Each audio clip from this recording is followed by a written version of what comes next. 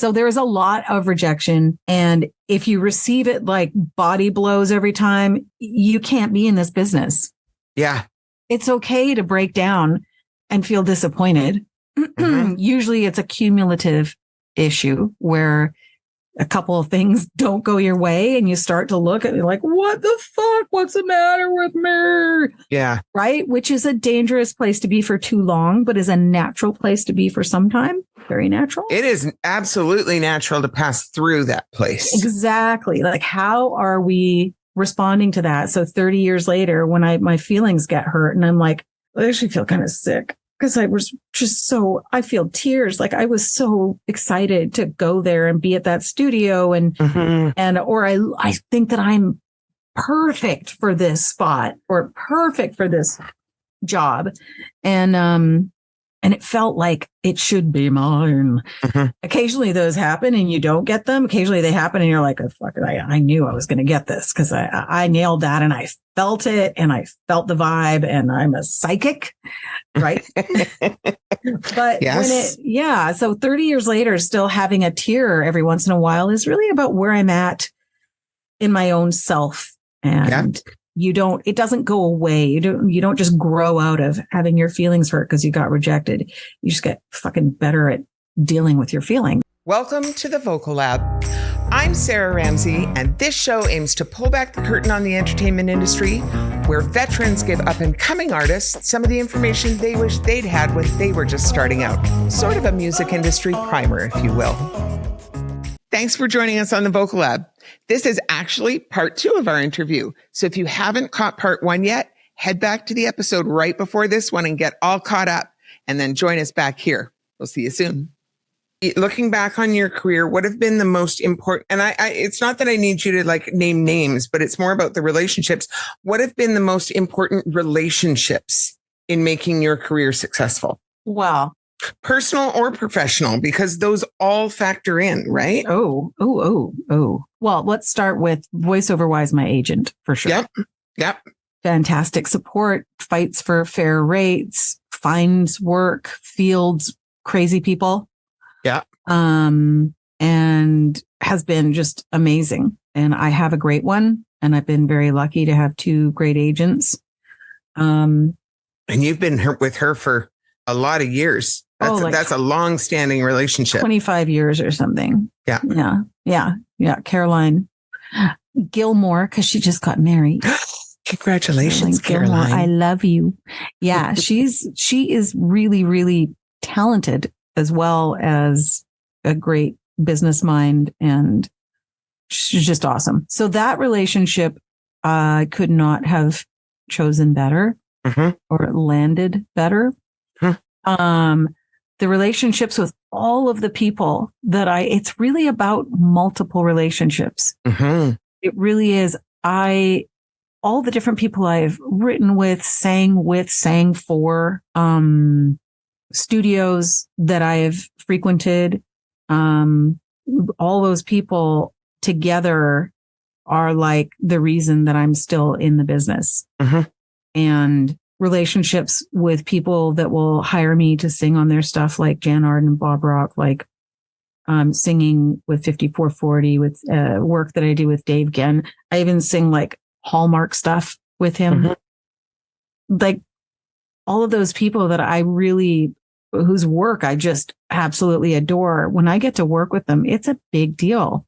And I feel really good about the relationships that I've had in the business. I don't have like a trail of bodies or skeletons in the closet or anything like that. Like if what I do works for them and they like me, then great. And if it doesn't, I have never felt any hard feelings.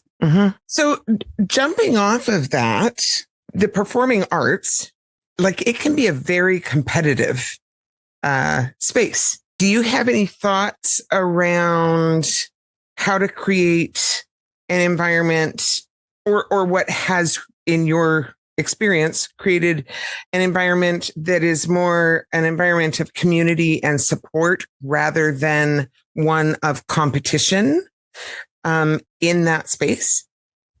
Well, what comes to mind, first of all, is remembering being very young and having when I was singing in bars when I was like 19. Mm-hmm.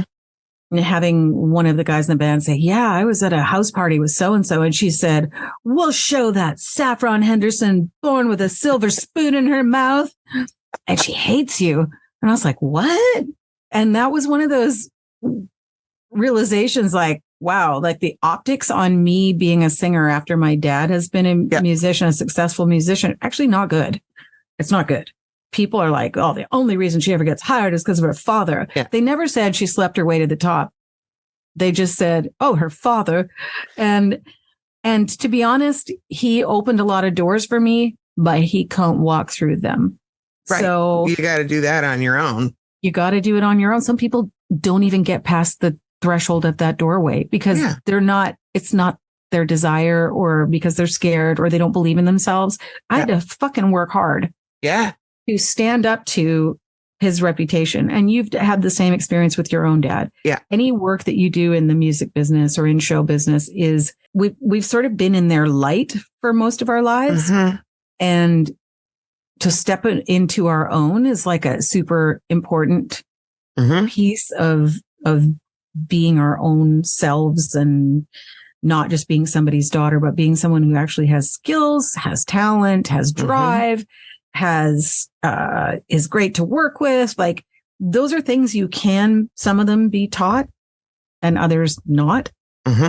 But nobody can hold your hand and show up at the studio with you and kick ass on a song. It's you. Right. If you suck, you suck. It didn't help to have a dad who could open doors for you. Yeah.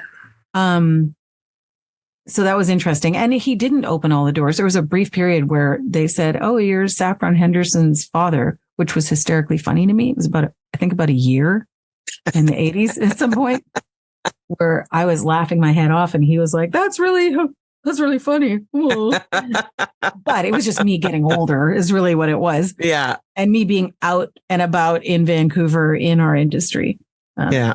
Different aspects of it. But here's a really important thing about friends and competition in this industry, because we just happen to have a lot of singer friends and actor friends, because those are the people that we would see at auditions. And those are the people that we resonate with. Yeah. They totally get us. They're as sensitive, as crazy, as insecure, as absolutely blindsided by this business as we are. Yeah. And there's a lot they're in the trenches with us. And for that reason, I used to be really careful about talking about the work that I do and not bragging and knowing that next week I could be the guy with no jobs and nothing to report and no big splash. So I was always very careful to try not to, and I hope I was successful, try not to lord over anybody about anything that, oh yeah, well, I'm so busy. I'm doing this. I'm doing that. I'm too busy. I can't keep up with all the jobs. Yeah. And occasionally I'm sure things didn't land right. However, I addressed it when someone said, what's going on? But, what I also learned that is the biggest key to me about being in a business where you're going to compete with your friends, full stop, is that you can feel two emotions simultaneously.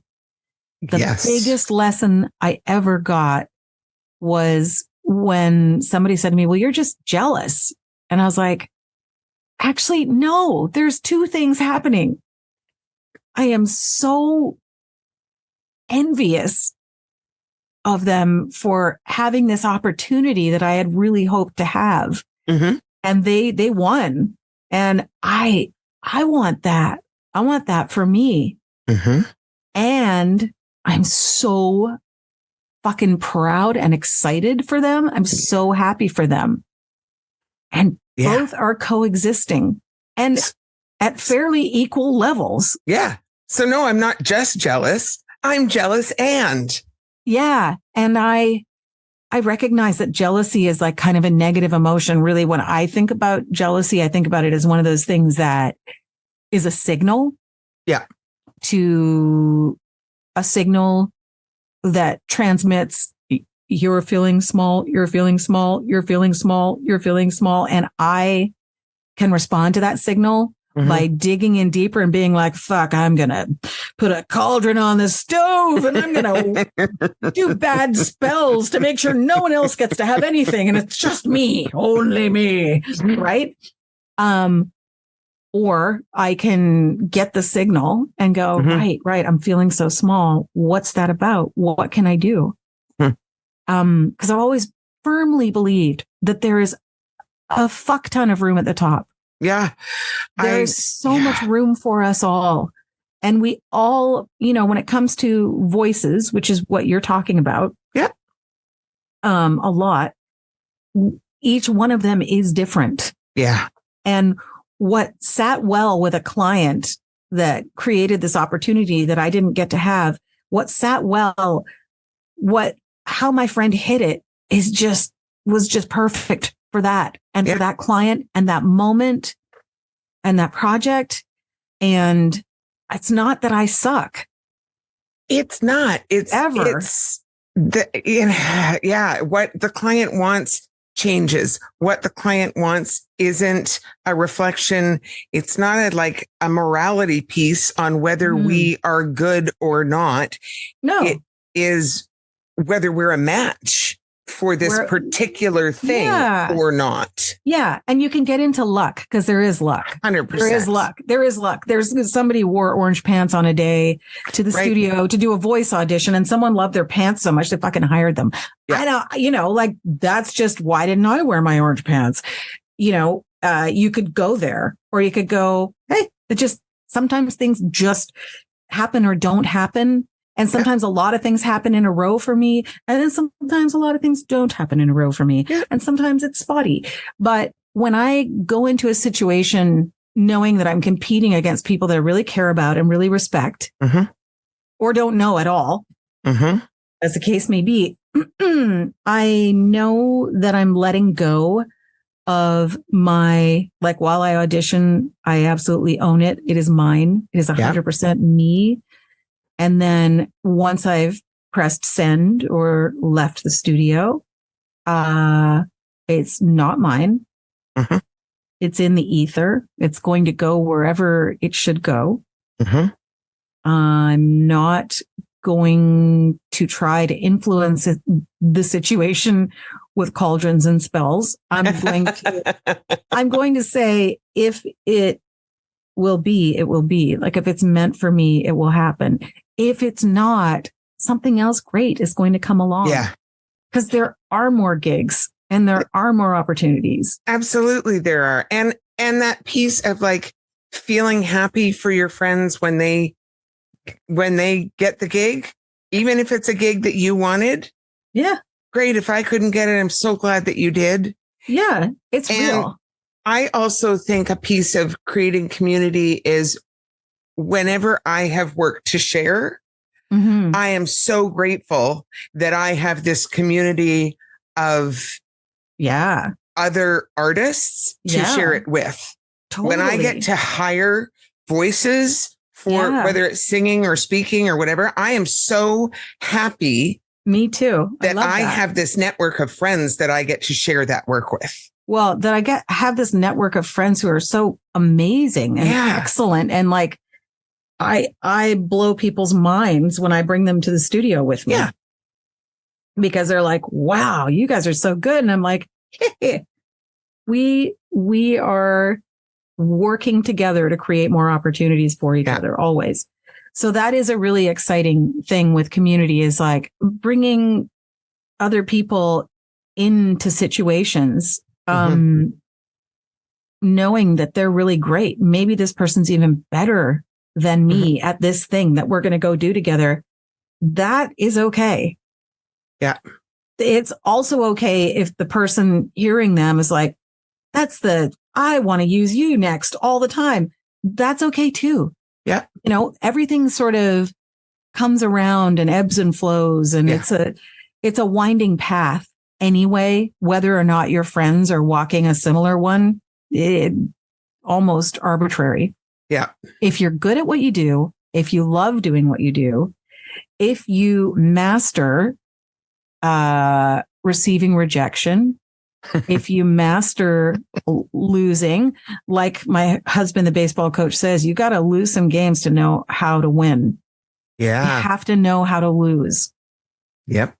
And people are like, I don't want to talk about losing, but you have to know how to do it and do it well. Yeah. That's how you get to go on and win. Yep. Absolutely. So, yeah. And I think it's true in sports, and I think it's true in show business. And I think it is, you're absolutely right. It's a thing that doesn't actually get talked about enough, is that relationship with loss or rejection. That's a really important piece of the puzzle. I think so. Cause I mean, 30 years in, I still can have my feelings hurt when I'm like, they call me to find out my availability. And I'm like, I think I'm going to do this thing on Thursday. And then, oh, sorry, they went in a different direction. And I'm like, here goes $6,000 that I was going to have on Thursday. Yeah. Right. Yeah. Those are sad moments. They're sad moments, but it never was mine until until I'm in front of the mic recording. Actually, until the check comes, it's not really mine. Yep. So, because we've all done the gigs where we did the work and the check didn't come.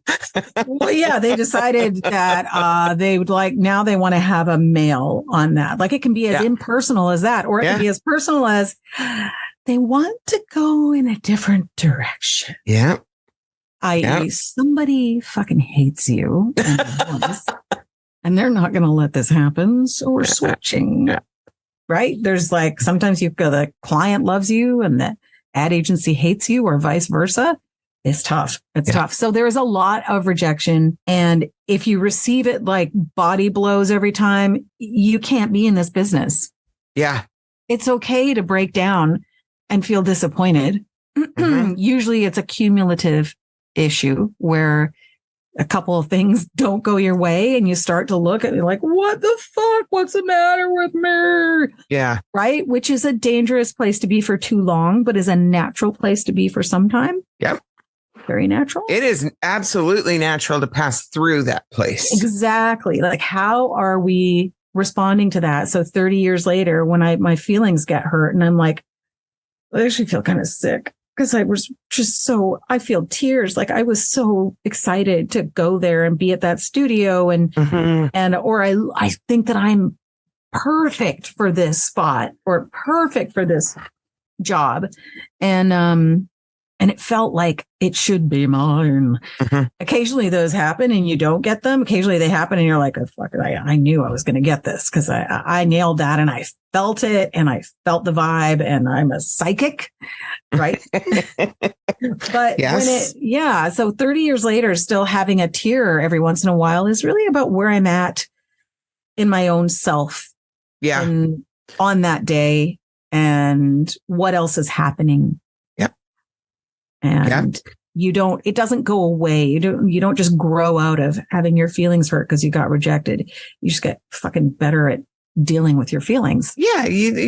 I think you learn to manage the process. You understand the process better the more times you navigate it. Yeah. And you understand that it's not a final destination. It's a stop along the way. Yeah. And if you're worried because you're not making a lot of money and winning a lot of jobs and you're worried that you're failing this year. The funniest thing happened to me. There were 3 years in a row where I went through these huge ebbs and flows. And there were times where there's like a little bit coming in. And then there were times where I was like, wow, that was a great month. I'm going to have great months all year. And then 4 months later, I'm like, shit. Shit. These have not been great months. And the funniest thing happened. The universe told me a great joke and gave me the almost down to the 1,000, the exact same income 3 years in a row. And I freaked out. All of those years, I freaked out that I wasn't going to make as much as last year. Yeah. And I looked at what would happen in the first and second quarter and was like, fuck, or thought, yes. And that just wound up coming back to the same income each year. And I was like, wow, I sure put myself and my family through a lot listening to me complain. to land in the exact same spot. How fucked is that? I tell you, our It was a good relationship lesson. it's so true. You also use your voice as an actor, as a voiceover actor, both for advertising, narration, and animation. You've done all sorts of fun little karate boys and things like that, right? Karate boys.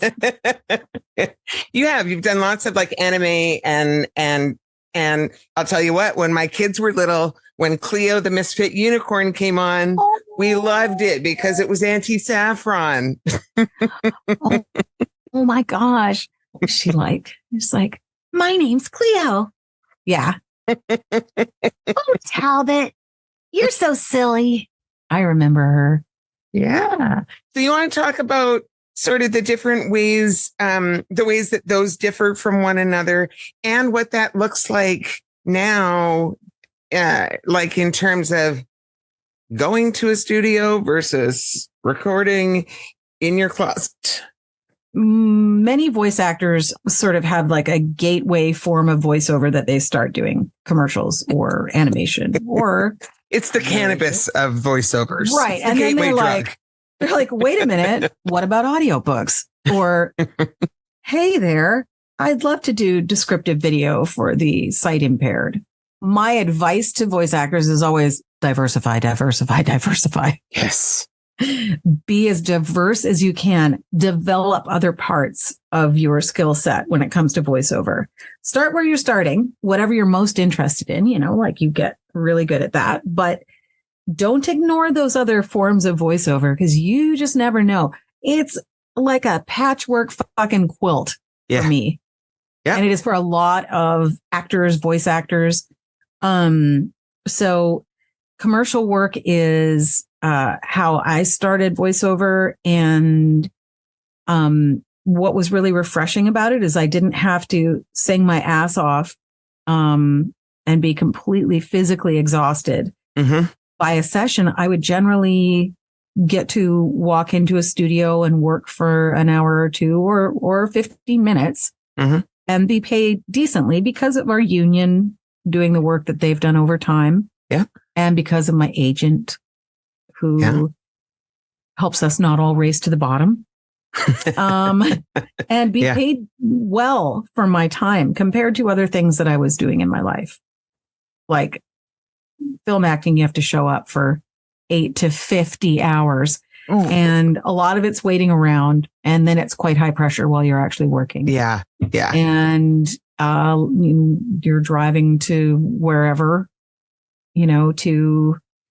anyway, I'm just saying, like walking into a studio and saying, Home Depot, you can do it. We can help 3 times, 4 times, maybe 15. I'm sorry, maybe 25. And then leaving. It's a really nice work day. Yeah. So I enjoy commercial work. And I used to fret because I was like, I'm not curing cancer. I'm not doing I wanted to heal the world. I'm not healing the world at all doing 7-Eleven spots.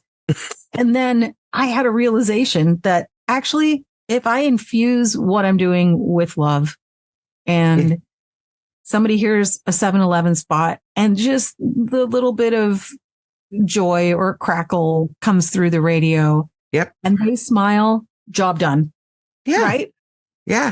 Like I can fantasize about affecting people positively with my commercial work. Yeah. And it's a vibe, it's energy. And absolutely. The voice is transmitting more than just little sonic, tings that we hang our ears on. There's a lot more going on than that. Yeah. So energetically, I feel like even in commercial work, I can reach other humans, right? Yep. So there's that. Commercial work is really fun in that you can work on a 30-second spot for 2 hours. I don't mind that. I don't mind that we can unpack so much about what the writer wants to change and the client needs to hear and the creative wants to expand on. I mean, it's not often we do 2 hours for a 30-second spot, but if it's for the government, hell yes.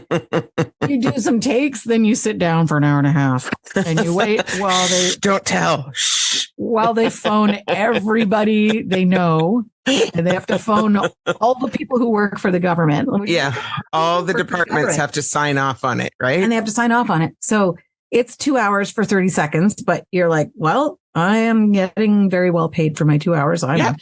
I'm here and I just sit down and shut up and don't ask questions. And then when it's time to speak, I speak, and I love that work. Yeah. I think it's really fun. I think it's really fun. And I've met a lot of amazing people doing it, and clients that when I hear them over the headphones from Buffalo or wherever they are, I'm just like, yeah, it's just so nice to hear them. Yeah. You know? And so narration is different, and really fun as well. A lot of narration these days winds up being like web videos, web tutorials.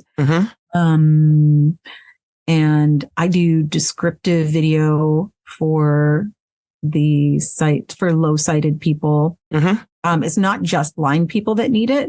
It's also helpful for people with varying degrees of sight impairment. And it's some of the most satisfying work that I do. And it's funny because what I'm doing is saying, he throws the piece of lettuce at her. But you just talked about how what you wanted in your heart was to change the world. And there you are doing something that really makes an impact for somebody's ability to function and relate and consume information in the world. And that has a huge impact, right? Well, the hugest impact is that somebody who is legally blind can sit next to their sighted friend on the couch, eat popcorn, and watch a movie and hear a movie. And it's another way that we could be so much more inclusive, and it's becoming much more important in the world for things like subtitles for people who are hearing impaired and descriptive video for people that are sight impaired. And it is important. Believe me, they're on that whole ride with you for their hour-long show. And if they respond to you and like you, they just feel good when they hear your voice for a different project, even like they know they know who we are. They know who we are. And so that's amazing. There's a lot of community in that work. And I will tell you right now, it's the lowest paying work I do, but it is among the most important things that I do. And same with for commercial work, same with PSAs.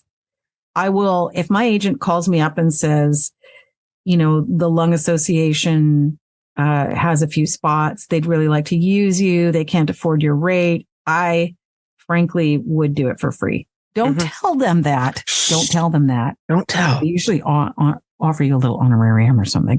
But I'm telling you, those are the moments where I go, hey, I can use my silly skills for something actually helpful. Yeah. Am I curing cancer? No. Can I help them fundraise so that they can cure it? Fuck yeah. Yeah. Right. So narration, that kind of narration is really gratifying. I also love doing documentaries. Yeah. I love it. Narration and audiobook narration is so fun. I'm so glad that you're doing that now. I remember saying to you for so long, I wish that you would read audiobooks because I consume audiobooks. Yeah. And I just kept saying, you'd be so good at it. I'd love to listen to you read a book. I need to do more of them. The thing about them is they take forever to record. Yeah, so 16 to 24 hours of actual recording. Yeah. And often we do it, you know, in 3 or 4 hour sessions. And it's exhausting. Yeah. I love it, though. The other form of voiceover you were talking about is narration, which is a lot of people that I teach, students of voiceover. That's why they want to do classes. That's why they want to do that. They want to create characters and they want to do animation and even dubbing. Like they love all the anime And that work is super competitive and it's very pockety. Like, like certain people are doing all this work and certain people are doing all that work. And it's difficult to, as an outsider to those little tight groups of animation actors, it's hard sometimes for people to break in. But lately, since the pandemic, they're like, I want only fresh people. Sending auditions from their home. They may not come to the studio. And so then there's lots of opportunities for newer actors because we are doing so much from home. Yep. The problem with that, segueing into, oh, by the way, being animation is just so fun because you get to be someone else and explore somebody else and bring out parts of your personality and enlarge them and put so much energy behind them. Whereas commercial and narration tend to be more subtle. Narration is really, you can, as a narrator of an audiobook, do like 80 some characters in your audiobook. I have fucking spreadsheets for every character, their age, their, all this sort of stuff, a physical description, if I can find it in the book. Like, I study that so that when I do each character, I'm informed like who's coming up and try to create voices and separation so that you don't feel like I sound like the same person for every character. Yeah. And there's varying degrees of that. Some producers just want you to don't acknowledge character voices and others are like, really push it. I really want to hear broad dialects and characters. But in animation, you get to just go bananas and it's high energy, which is really fun. If you're an extrovert, it's really fun. Yeah. Everybody feeds off of each other's energy in a studio situation. Even when you're doing dubbing, it's high energy because usually the original tracks, the Japanese tracks, are way more energy than anyone in North America would even consider. And even for us to get like 3/4 of the way, comparatively with the energy of the original Japanese recordings, and be quite an achievement. So just for anyone who's not familiar with that terminology, dubbing being when you're putting fresh voice tracks in English over a show that was recorded originally in a different language. Yes. Dubbing or ADR. Yeah. ADR is another. And most of the anime that you're going to see is going to have been recorded elsewhere. And I don't know, I've done shows from France and Germany, cartoons from those places. And I don't know if we call that anime. I think anime is a Japanese term coming from the manga, right? Yeah, that's always been my perception, but I am so not in that world. Well, I'm in that world, and geez, I don't know. What do you think, Oxnard? I think it's not anime if it doesn't come from Japan. Okay, thanks. Time-wise, we're running out. So do you want to just very quickly talk about the not everything is in studio anymore. Sometimes you're recording in your closet. I knew there was a piece of it that I'd forgotten and a tangent that I went on. That's all good. Okay. So the pandemic ceased all in-person auditions and a lot of in-person sessions. I was recording more actual voiceover from my studio at home than I ever had. And I still do a fair amount of it from home. So the great thing is that if you have a little studio set up, you can record your auditions and send them in. And since the pandemic, they haven't gone back into in-person auditions except for extreme occasions where, we need to hear a filter on that voice for that commercial. So we'd like to choose 2 or 3 ladies to come in and read, women to come in and read the spot, and we'll put the filter on. I almost said to them, I was like, I could do the filter at home. And then I was like, wait a minute. No, I get to go to a studio. They heard my first audition. They liked it.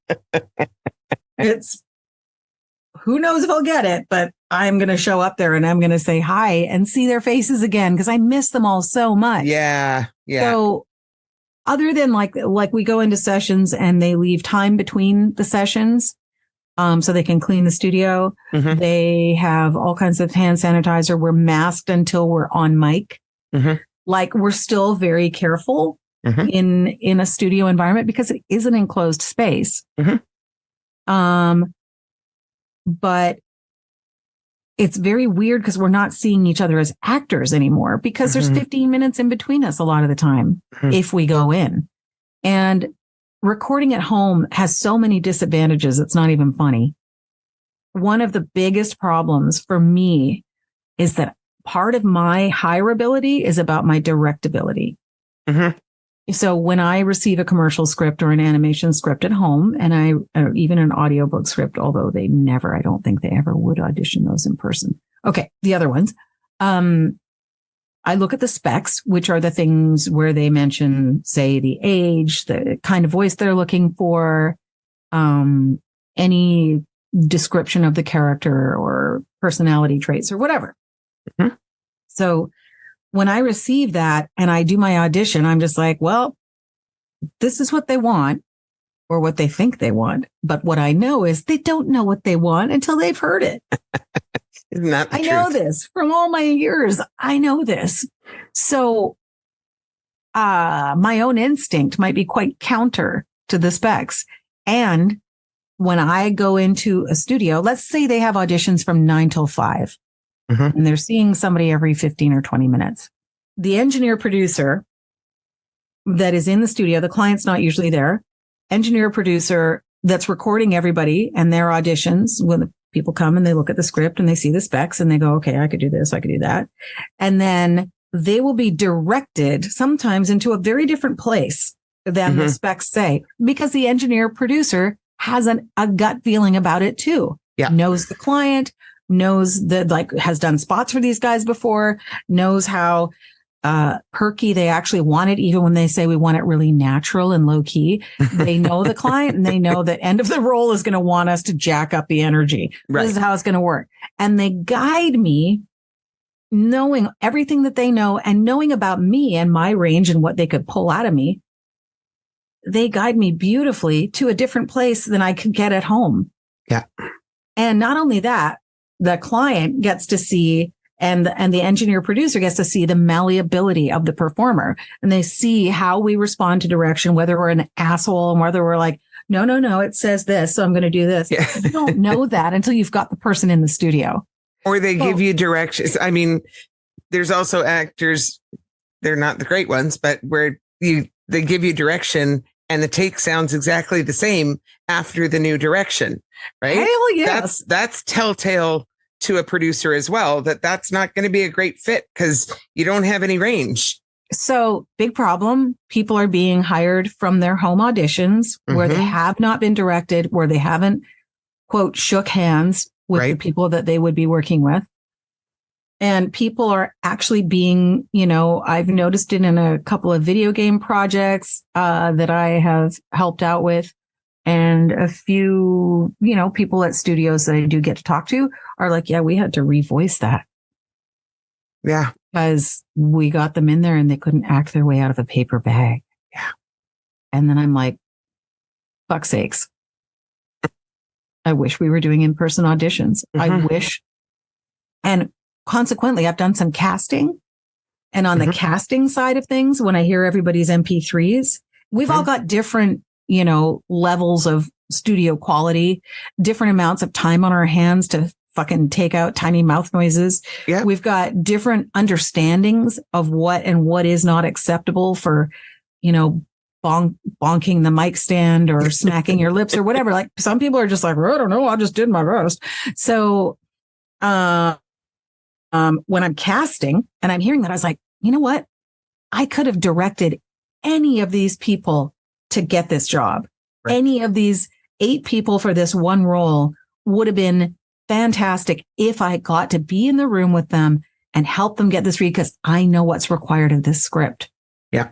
Because I'm working with the client and I've seen footage. Yeah. Blah, blah, blah, blah, blah, that I can't share. So there's that missing link. If that person was in the room with me, they wouldn't have come off as unprepared or unaware or hurried. Like the other thing is the focus. Like if it's 11 at night and I've heard the final person go to bed in my house and I'm down here recording and I've turned the heat off because I don't want to hear the heat. Like throughout this podcast, you're going to hear my fucking heater come on. My heat's been off today. I know. Same thing. Same deal, right? Because my furnace is loud. Sorry, I let it rip. I had to. I'm dying here. I have not noticed your heat. It's so cold. So I have to do all that. And I've got a blanket around me. It's 11 at night. It's pitch black everywhere else except my little light. And I'm like trying to get my energy up for this read. Yeah. And as hard as I might try, you might notice that it's just a little under. Yeah. And if I recorded it at 2:00 the next day while everybody was at school and work, you would have got such a different read. Yep. Part of it's my biorhythm, right? Yeah. Yeah. Part of it's my circumstances. Mm-hmm. And if there's construction going on across the alley and it gets really loud and I have to record around it. Yeah. I'm pissed off and kind of in a hurry. By the time I get the read done, I'm pissed off and I'm in a hurry. Yep. And it's a different read. And I'm not saying that it sounds pissed off. I'm just saying maybe not as much time was taken. Mm-hmm. And I didn't settle ever into a great read. So this is what I hate about what's happened since the pandemic. I fucking hate that we're not being directed, that we're not directing, and that people, poor actors that are just starting out and they get hired because their voice print is awesome. Yeah. And sounds so right for that role or that product. And then they get to the studio and people are weird to them and they don't know why people are being weird and the people are trying to get what they want out of them. But this poor person's never been in a studio environment like this or doesn't have an ear. They haven't developed their ear. They don't know that they're going up at this end of every sentence. They have no idea. Mm-hmm. I feel bad for that person to get canceled and have that heartbreak or be replaced or whatever, just because they haven't had that experience of being in the studio enough. And we're not getting that right now. So that's why we teach. Brings us very nicely. We have to wrap it up here. Yeah. But it brings us very nicely to where can people find you, including where can people learn the art of voiceover from you? Oh, my goodness. Okay. So I'm on Instagram. Yes. I am saffron.voice. Okay. But I really want you to follow me on TikTok. Yes. Because that's where things get juicy. Are you also saffron.voice there? No, I'm just Saffron Voice. Okay. On TikTok. So similar. Yeah. So Saffron Voice on TikTok would be like, if you're going to go to one place, please go there. And then if you want to be at two places, come to Instagram at saffron.voice. And sorry, I'm getting frogs. I'm burping. Okay. So if you're going to go to one place, please come to TikTok where I am Saffron Voice. At Saffron Voice. And then if you're going to come to two places, Instagram is saffron.voice. Mm-hmm. But we are just creating this little monster called Anime Time Machine. You and I have to do a whole other episode about that. Okay. It's really fun. It's really fun. It's about Vancouver voice actors. A lot of them have worked on shows at like Ocean Studios. Yeah. All this famous anime like Dragon Ball Z, Inuyasha, Gundam Wing, Hamtaro, fun. So many shows, all vintage stuff. We are starting our own Instagram, Anime Time Machine. Excellent. Yeah. So by the time this airs, we might even have some posts. Love it. So come to anime.time.machine on Instagram. And we're going to do lives. And I've got actors and the director of Dragon Ball and Dragon Ball Z. And it'll be really fun. That's awesome. So Thank you so much for joining us today, Saf. This has been an awesome conversation. And I think it's provided some really good insight for some up and coming voices. Excellent. Well, I'm very happy to share. I might have overshared. Well, that's okay. We love a good overshare. Yeah. Oh, and voiceover students I teach at On the Mic. It's called On the Mic Training, and they're an accredited voiceover school, which is the first in North America.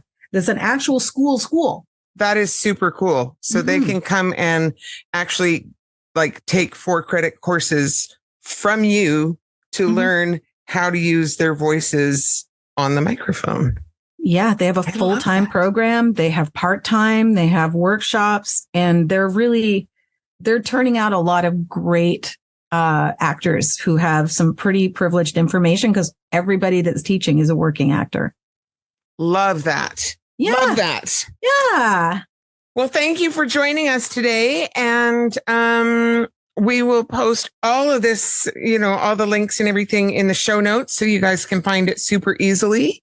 And just thank you so much for your time today, Saf. Thank you. Thank you, Mama. Thank you, everybody.